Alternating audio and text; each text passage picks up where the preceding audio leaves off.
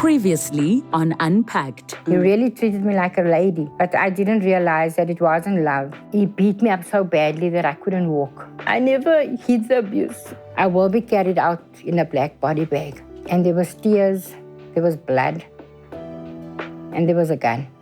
After 18 years in an abusive relationship, Philda Sarlie killed her partner in self-defense. This is part 2 of her story. Let's unpack.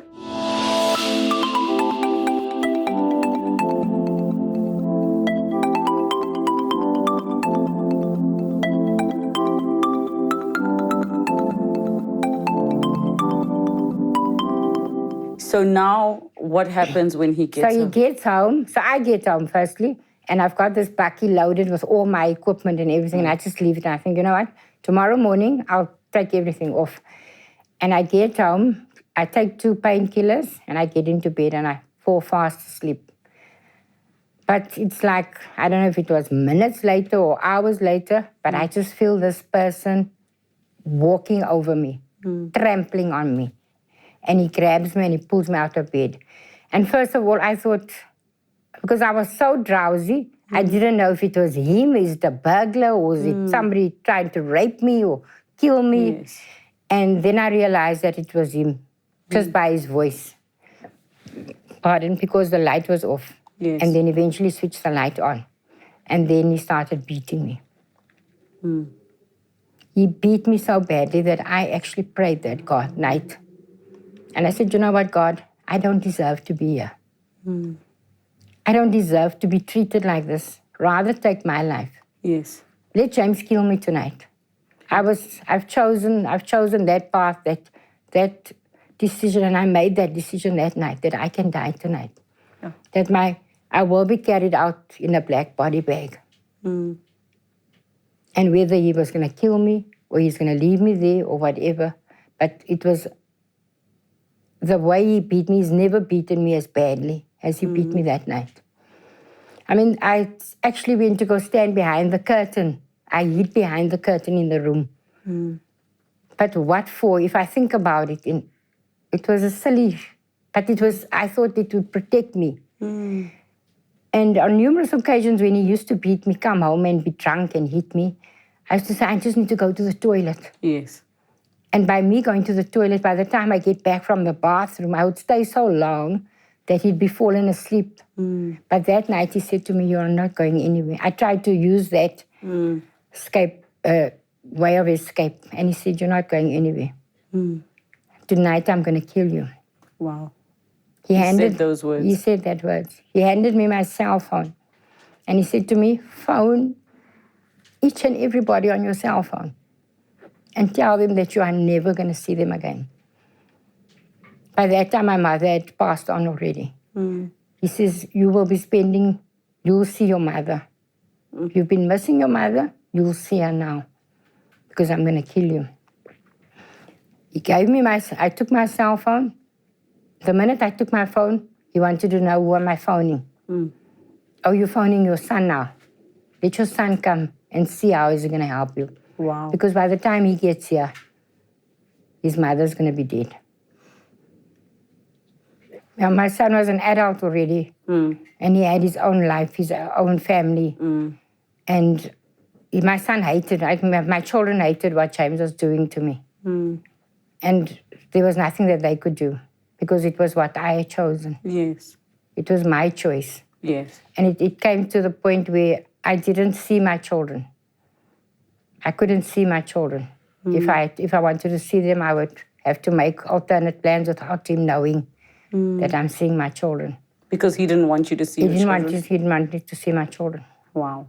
He was so possessive over me. Yes. And the relationship that I had with my children, even though I wasn't living with them. Yes. Yes. And then, anyway, so he came home and he beat me up so badly, choked me and took my phone and said I must phone the people. And as I took the phone, I mean, that was now you were told to phone, and now you're phoning, and now he's beating you because you're phoning. Yes. And then the next minute he gets off the bed, because this is all happening on the bed now. Next minute he gets off the bed and he goes to the closet. We had like a built walk-in closet. and he goes to his underwear drawer. And I knew exactly what he was going to do. To get his gun. He's getting his gun, because that's where he kept his gun. And when he came with his gun, I just prayed and I said, God, forgive me for what I've done to my children.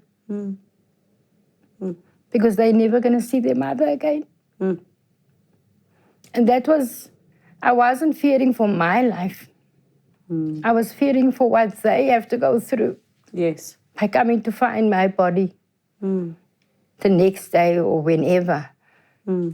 Because they might not even have known that I was dead. And that was my biggest fear. And then he came to the bed and he started beating me and slapping me around, kicking me off the bed, on the bed.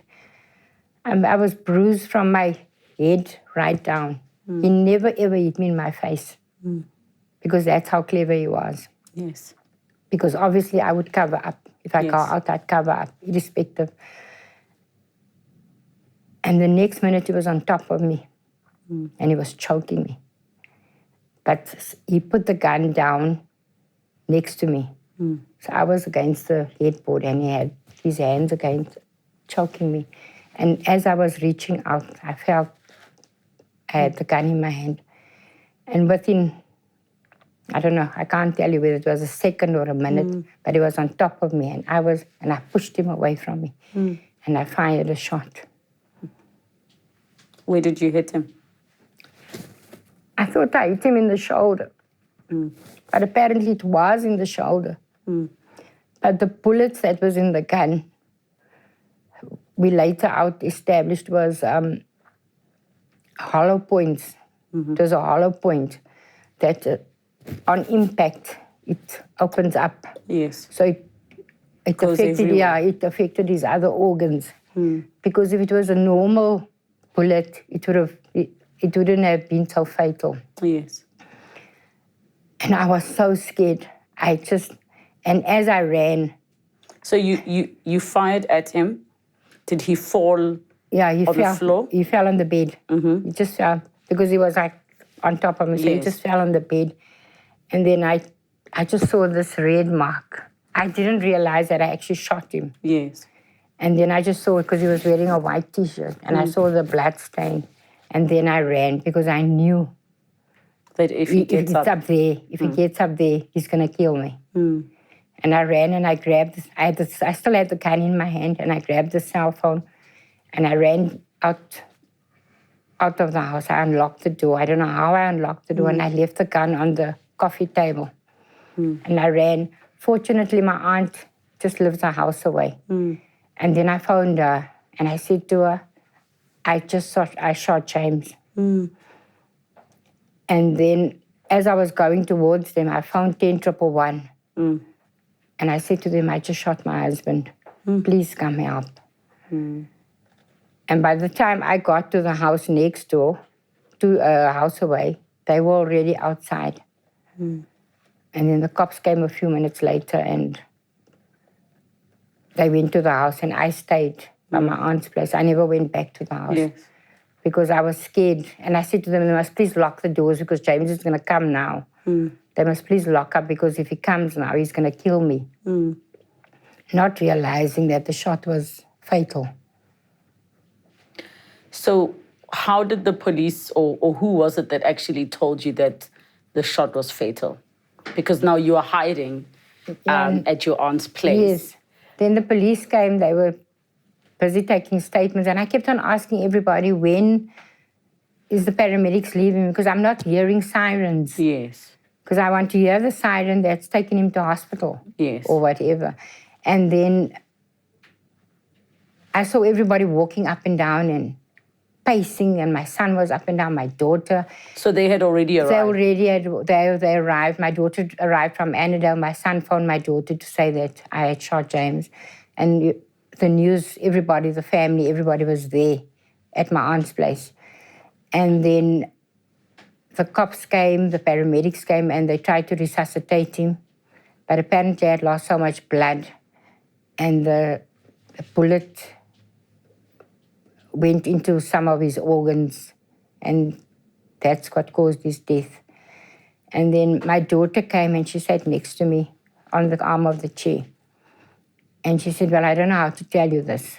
And she actually whispered to me, and she said to me that James is dead, that you killed James. And I just turned my head and I actually whispered in her ear. And I said to her, don't tell anybody. Not realizing that everybody else knows, and I'm the last person to find out. Because nobody had the guts to tell me. And then it hit home that I had killed him. What was the first thought that went through your mind when your daughter said that James is dead? That I'm going to jail. Did you feel relief? No.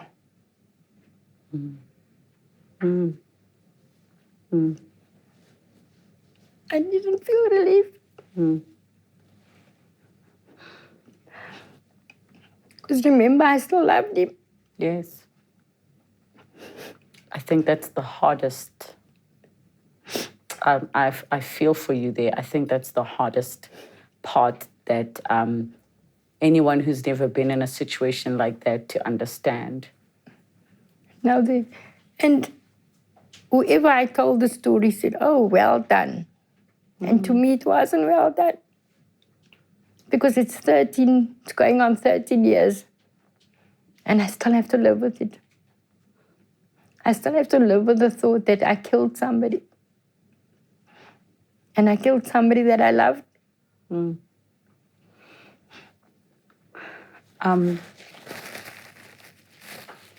That's, I'm going to be frank with you. Obviously, before we sit and have this conversation, I'm aware of the details of the story. But I think even now, as you share some of the things that he's done, it's hard not to feel relieved on your behalf, because I can't see what life would be like if he made it. So do you ever think, in the moments, like you say, you have to live with the fact that you killed someone you love, do you think of what the other life would be, even if that's just to console yourself? Yeah, no, I've realized that it is a relief if I look at my children and I look at my grandchildren, because I would never have the relationship that I have today, that I have with them now, if James was still alive, because he wouldn't allow it. And first of all, my daughter made an oath to herself that she will not have her children around him. And that was going to be my loss. Yes. That was going to be my loss, where I would not have a relationship with the ones that I love. So it was a matter of, if I had to choose, and I'm sorry to say it, that I would choose the life I have today without James. I'm happy that, on hindsight, that is your choice, because it means that there's some healing that has taken place for you to be at that point. Yes. If somebody's watching and they're wondering to themselves, you had grandchildren, you had children, he didn't allow you to see them. Why was that not the thing that made you say, I'm done for real? Why was that not the thing? And that was, as I say, it was a question that was always asked, why didn't I leave? Yes. And the thing was that I was scared of my children's lives and my grandchildren, my grandson. At that time, I just had the one grandson. And I would rather be dead than have them being killed. Because I can put my head on a block. If James had shot me that night, he was going to shoot himself. Because he was too much of a coward to deal with the consequences. To have dealt with the consequences. He would definitely have shot himself. And that's what I think. Yeah. But I knew the man that he was, and he wasn't going to, I don't think he would want to be in jail or go to prison for me. So it would have been a double A murder-suicide. Yeah. Murder-suicide, as you say. So you were saying that your daughter, sat on the arm of the chair and had whispered to you, and you whispered back, "Don't tell anyone." What were some of the things that happened after that? Well, then I went mad. It was like I was a lunatic, because then I realized what I had done. Yes. The consequences. And with the policewoman sitting in front of me, because it was a woman that interviewed me. And I just looked at her and I thought, well, after this, they're going to take me out here in handcuffs. And I don't want my children to see this. Is that what happened? No. What happened? Fortunately, they did not prosecute. So before we get to the prosecution, in that moment, I'm assuming they could see for themselves. Yes, the that ballistics, you had been beaten up. So did they choose you didn't spend a night in a holding cell or anything Nothing, like that? no. What did they say to you? They said to me, I must come back. That was early hours Sunday morning. Yes. And they said to me on Monday morning, please come to the police station with witnesses that you need to make your case, to state your case. You need your children there, whoever was there. But there was no witnesses, it was just myself. Yes. I was the only person there. But people to give character statements, references about what happened. Yes. So already they were not suspecting they could already see for themselves, let me rather say, that this was a self-defense situation. Definitely. Yes. How, because now your family had been called, how did his family get told? His family was phoned. I tried to phone his sister because she was the first person that I had left that was with me the night. And I tried to phone, I kept on phoning and phoning.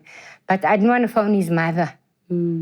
I just felt I can't phone his mother and tell her that I had shot him. Then I phoned his brother. Or somebody phoned his brother. I can't even remember who phoned his brother. And his brother and this brother's wife came through. Yes. And then they came and they saw what had happened and they were fine. They accepted, they saw what I looked like and they were fine with everything. But the next day, everything took a 180 degrees turnaround. What happened the next day? When I wanted to go and see his mom to tell her what happened, they didn't want to see me. Because then they already felt that I had fabricated the story. Because somehow, in somebody's mind, somebody made up a story at the scene that it was my son. Oh, that killed him. That killed him. Somehow my son got his gun into my son's hand and my son shot him through the window. And you're protecting? And I was protecting my son. But the ballistics and everything was on my hands. Yes. The police came and they took photographs of everything that happened. But still today, there's a lot of people that still go around and say that it's my son that shot him. So my question then would be, if it was your son that shot him, would your son not have been shooting him because he was protecting you from losing your life? And in that moment, that be justified? Yes. If we're going by that reasoning. By that reasoning, Yes. Yeah. If we're going by that reasoning, because they are fully aware that your life was in danger. Because let me be honest with you, and my son might hold me against, but I don't think he'll hold this against me. If my son could do it, he would have. He would have. Yeah. I think if my daughter could do it, she would have. Yeah. If anybody in my family could have done it, they would have. Because I was a totally different person than the person I am today, than the person that I was when I was living with James. As my granddaughter says, she can't wait to be 60 because I'm living my best life. And I said to her, I'm glad you see the life that I'm living now. I'm glad you didn't see the life that I lived. The life that you lived, what were the events then that proceeded? So you went to the police station, people came, spoke on your behalf, gave their accounts of the fact that you were being abused, and this was happening for years. Yes. The type of person that he was. They ran up his ID number and saw other cases against him. Yes, I did. What happened that you guys had to go to court? Was there charges laid, or what was it that was going on? Yeah, about 2 years later, I got the summons, Yes. a summons that I had to appear in court because the charge against me was murder. So there was a charge against you? There was a charge against me. But you didn't serve, you didn't go do it in jail? I didn't serve it. Yes. Yeah, I didn't serve a day in jail. And then I went to court, and the judge said to me, I need to get an advocate because it's the charge is murder. Yes. So we went to court, and every time the case was remanded until the last day. And then I got an advocate, and the last day we went to court, the judge decided, well, his family was in court, I was in court, my family was in court, and then the judge decided that this was clearly a case of self-defense. Because if you look at the prior records, and this woman she has already made cases against him, and obviously I withdrew all the cases. Yes. So they decided, no, that I'm to go free. How did his family take that? Very, very badly. His mother, according to somebody said, his mother was crying and they were ranting and raving. They even went to the prosecutor afterwards and said to her that this was an injustice on their side of the family. And they wouldn't look me in the eye. And they wouldn't apologize to me because I wanted to apologize to them. Because the day I spoke to his mother, the Sunday, I actually spoke to his mother before the rest of the family got involved. Because I phoned her and I said to her, I'm sorry. I apologize for what I've done. Yes. There's nothing, I don't know more what to say, but I'm sorry. And she said to me, I forgive you. Wow. But a day later, it was a whole new ball game. And it was the whole family that was that way. The whole family. Not a single sister or anybody. Nobody, not even the sister that was with me. Yes. That night. Yes. Not even her. She never even stood up. What were the sentiments of the people, who were at the party that you were saying in front of them there will be blood when I get home? Well, they said he got what he deserved. That's what most of them said. Because he said it not to one person, he said it to a whole lot of them. Wow. And they knew his character. Yes. So they weren't sympathetic towards. But then his family was also there. Some of his cousins was at this after party. So they heard, but they denied it at the end of the day that he went home to threaten me or went home to beat me. Does his family deny, though, that he was abusive? Well, the statements they gave to the police station, he was a saint. He had become a saint from the time that he's been beating me for 18 years and the day he died. The day he died, he became Saint James. Because that's, all of their statements. And I think it looks like it was all typed out by one person. Yes. Because it was all the same story. Yes. It was like a pattern. And whereas mine was all handwritten from the police, because my aunt was there, my cousins, everybody came and made their statements, my children. What did your son say when he realized what had happened? My son's words exactly. Is the pig not dead yet? Wow. Because obviously nobody was allowed to go into the house. Yes. But I didn't hear that because I was next door. Yes. So I don't know what was happening. But the words that he uttered is that pig not dead yet? Wow. And that was with a group of people standing around, including his family. And that is how my son And till today, he feels exactly the same. I mean, That he's got no he had remorse. to witness you being abused. And to he the could do point- nothing. Yeah, he couldn't do anything to the point that he wanted to do it himself at the age of 14. Yes. That's a lot to be exposed to as a child. How do you think your children's lives were affected by them having to witness everything you've been through? More so my daughter. She's not in... She's also got this wall that she's put up, Yes. you know, for people not to get into her. She doesn't like to be hugged. Yes. She doesn't like to be touched. She just got this. But my son is so much stronger. Yeah. But he's also very soft.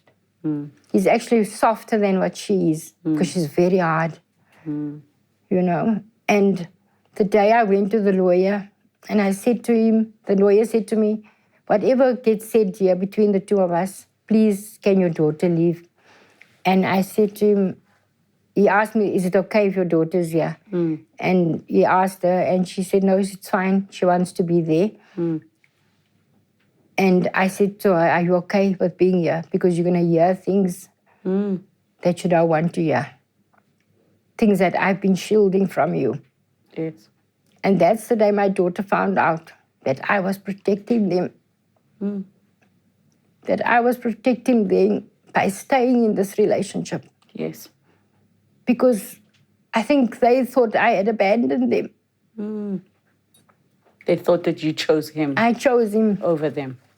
And the day he died, when my children stood with me and that my children stood by me, I realized that I didn't do such a bad job as a mother. And good for you for that. Good for you for that. Did James in the abuse ever rape you? I would call it rape. I would definitely call it rape. Because he would beat me up and he would expect me to sleep with him. And do you know how I hated him at that moment? At those moments, it wasn't just once, it was many times. Yes. Yes. And God must forgive me, but I prayed for him to die. I prayed many times that he would die. Just to free myself from this relationship. I am very, very sorry for what you went through. 18 years is a lifetime for each and every one of those experiences. For all the words that he used to break you down, for the physical abuse, for making you feel trapped. Everything that you have been through, I am so, so sorry. I am happy that you're at a place where you want to open up and speak about it, because there's so many women that are suffering silently at the hands of abuse of their partners. And so many people don't understand the cycle, the psychological cycle, because it's easy to say, you should have just left. It's easy to say that, not understanding the dynamics of the fact that this is somebody that you love, and also you hope that they will change. Yes, you do. You genuinely hope, because you've seen their potential as a better person. You've seen what they are like when they are loving. You've seen what they are like, but they break you down so much that you start to not even recognize yourself or even feel that you are worthy of anything else. Definitely. Yeah.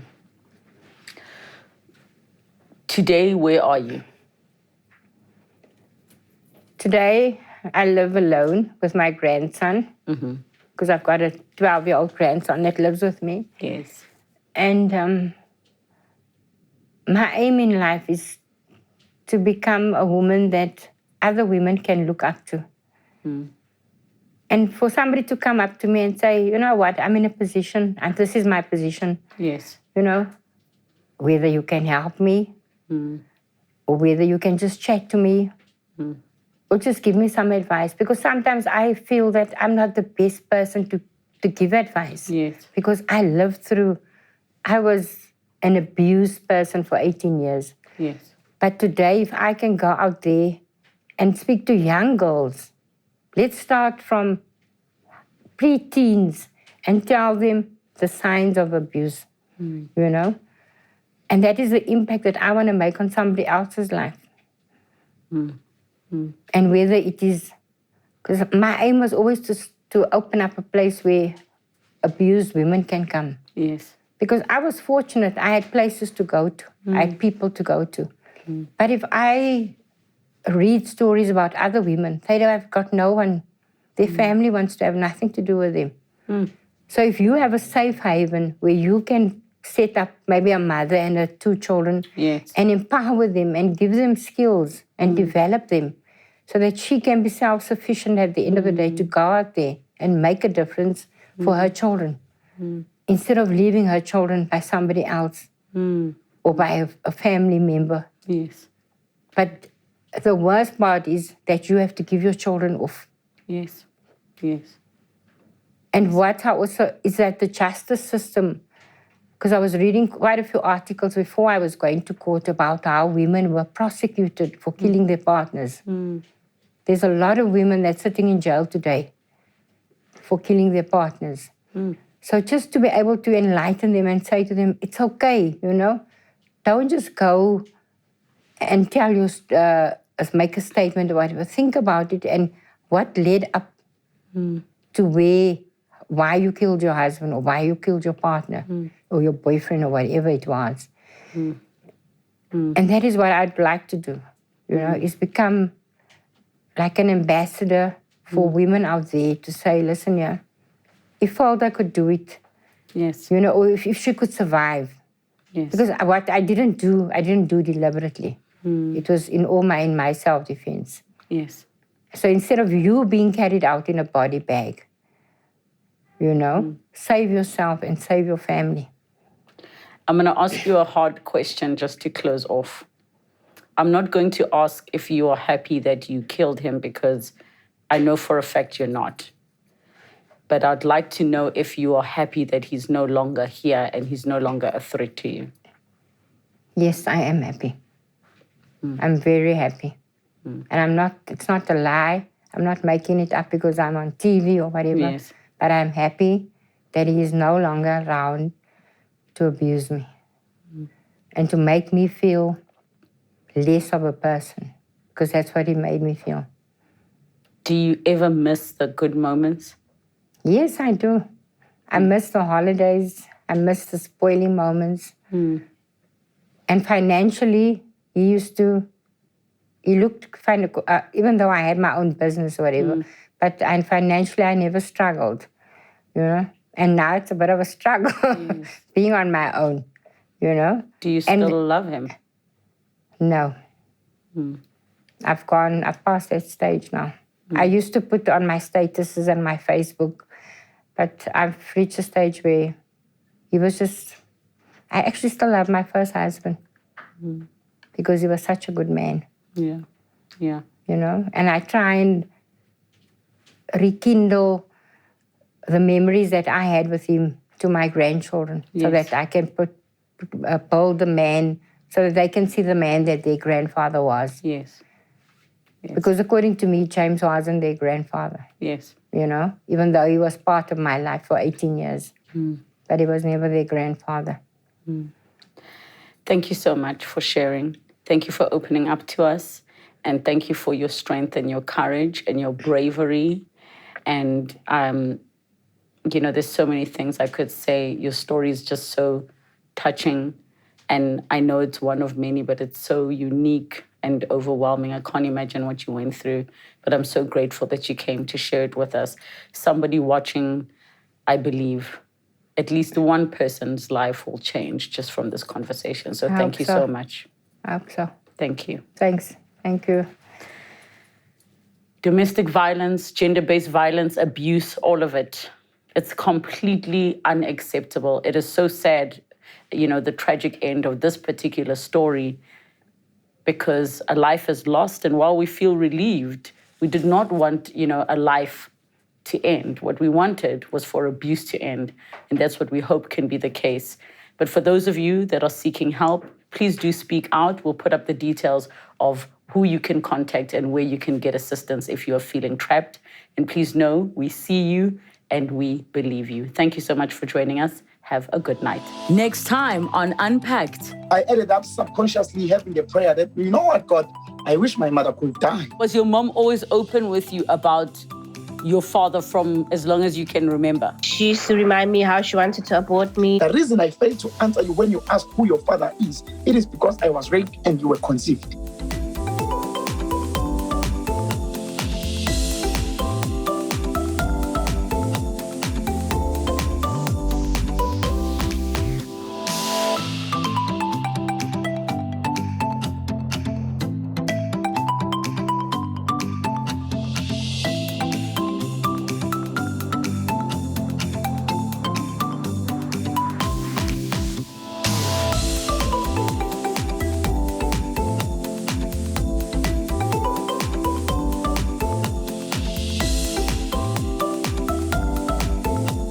Thank you so much for watching Unpacked with Relebogile Mabotja. Make sure you subscribe to my channel where you can get to watch more episodes. But more importantly, you can be part of our online community. Comment down below, share with us who you'd like to see on the show, what story you'd like us to discuss. We love engaging with you. Keep it coming and don't forget to subscribe.